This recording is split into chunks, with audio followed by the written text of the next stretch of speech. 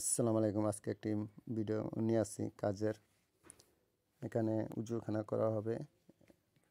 ভিটি লেভেলে কাজ করে কমপ্লিট করে আজকে 3টি পিলার করা হবে।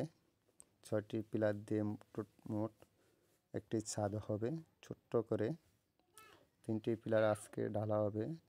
আগামীকালকে বাকি 3টা পিলার ঢালাই করা হবে।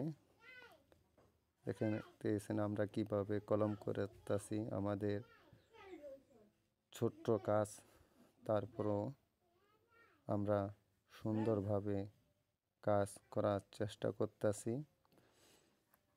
ভিটি এখনো ভরা হয় নাই, পরবর্তীতে ভরা হবে। যেহেতু ছাদ আমাদের 8 ফিটে হবে, বাঁশ অনেক কাটা পড়ে, এই কারণে ভিটি ছাদ করে তারপরে অতীতে ভিটি ভরা হবে। আপনারাও এরকম কাজ করতে পারেন।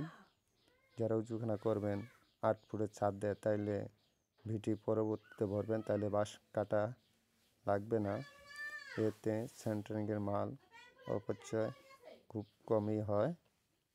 আমরাও ওইটাই চেষ্টা করতেছি। আমাদের কাজগুলো যদি আপনাদের ভালো লাগে ফলো শেয়ার দিয়ে জানিয়ে দিবেন। আমাদের ভিডিওতে গুলো দেখতেছেন, আপনাদেরকে এরকম ভিডিও